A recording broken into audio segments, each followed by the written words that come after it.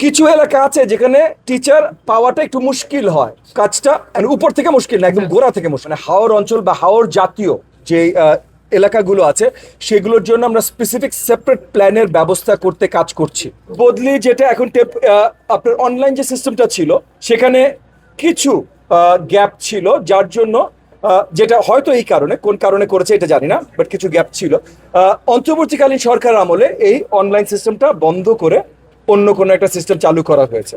তো সেই সিস্টেমটার ত্রুটিগুলো দেখে এবং অনলাইন সিস্টেমটা আরেকটু ভালো করা দরকার এটা বিবেচনায় নিয়ে টেম্পোরারিলি, মানে অনলাইন সিস্টেম যতক্ষণ পর্যন্ত আমরা কারেকশনের কাজ চালাচ্ছি ততক্ষণ পর্যন্ত টেম্পোরারিলি লোকাল কমিটিদের হাতে বদলি দেওয়া হয়েছে।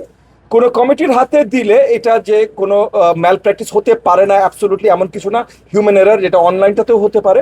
কিন্তু কমিটিতে মাল্টিপল সেক্টরের লোক দেওয়া হয়েছে, মানে ডিসির অফিস থেকে শুরু করে আমার প্রাথমিক শিক্ষা অধিদপ্তরের মনিটরিং অফিসারদেরকে নিয়ে দেওয়া হয়েছে যেন সহজে করাপশন না হয়। তবে মোর ইম্পর্টেন্ট, যেটা সবচেয়ে গুরুত্বপূর্ণ মনে রাখা হলো, এটা একটা টেম্পোরারি ফিক্স, আমরা পার্মানেন্ট ফিক্সে খুব তাড়াতাড়ি যাওয়ার জন্য কাজ করছি।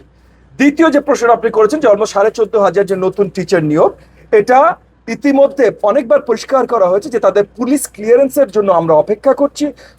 পুলিশ ক্লিয়ারেন্সটা খুব অল্প সময়ের মধ্যে শেষ হয়ে যাওয়ার সঙ্গে সঙ্গে তাদেরকে 2 মাসের ট্রেনিং এ পাঠানো হবে।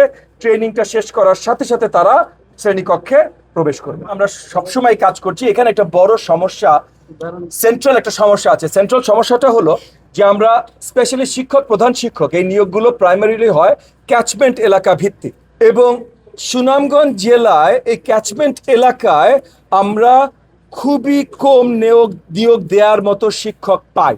সো যখনই আমাদের দিতে হয় আমাদের চেষ্টা করতে হয় অন্য কোথাও থেকে নিয়ে এসে দিতে। দেশ জুড়ে যে কোনো কেনাকাটায় 10,000 টাকার বেশি অফার, তাই পেমেন্ট মানেই বিকাশ। এখন অন্য কোথাও কিন্তু ক্যাচমেন্ট এলাকা ভিত্তিক নিয়োগ হয়। এই যে আপনার ইমিডিয়েট আগের যে প্রশ্নটা ছিল যে অলমোস্ট 14,500 যে নতুন টিচার নিয়োগ, এটাও কিন্তু ক্যাচমেন্ট এলাকা ভিত্তিক নিয়োগ দেওয়া হয়েছে। সো আমার যদি মনে করেন সাতক্ষীরায় কোনো এক উপজেলায় বা কোনো এক ইউনিয়নে ওই ক্যাচমেন্ট এলাকায় টিচার পেয়ে থাকি, তাহলে হঠাৎ করে তাকে নিয়ে এসে আমি এখানে সুনামগঞ্জে দিতে পারছি না। কিছু এলাকা আছে যেখানে টিচার পাওয়াটা একটু মুশকিল হয়। এই মুশকিলটা আমরা সবচেয়ে বেশি ফেস করছি সিলেট ডিভিশনে, এবং সিলেট ডিভিশনের ভেতরে আরও বেশি ফেস করছি সুনামগঞ্জ জেলায়। অবভিয়াসলি আমরা এটা সমাধান করতে চাই, আমরা কাজ করছি, কিন্তু একটু সময় লাগবে, কারণ কাজটা একদম গোড়া থেকেই মুশকিল, মানে উপর থেকে মুশকিল না, একদম গোড়া থেকে মুশকিল।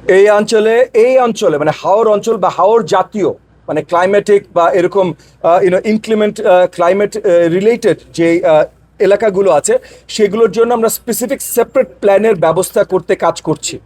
সো সেই কারণে ইভেন গতকালও আমরা একটা বৃহত্তর 6 ঘন্টার মতো মিটিং করেছি লোকাল সকল আমাদের প্রাথমিক অ্যাডমিনিস্ট্রেটরের সাথে, মানে এটিও, টিও, ডিপিও সকলের সাথে, এবং সেখানেও আমরা তাদেরকে জানিয়েছি যে কি সলিউশন আনলে আমরা এখানকার স্কুল, মনে করেন হাওল এলাকার স্কুলগুলোকে আরো বেটার সার্ভিস দিতে পারি। স্কুল ইনফ্রাস্ট্রাকচার কি আসলে এই এলাকার প্রয়োজন স্পেসিফিক, এগুলো ফুল অ্যাডমিনিস্ট্রেটিভ ক্লাসকে গতকাল 6 ঘন্টার ব্রিফিং দেওয়া হয়েছে। এটা রিটার্ন আসলে তার ভিত্তিতে আমরা নতুন পলিসির কাজ করা শুরু করি।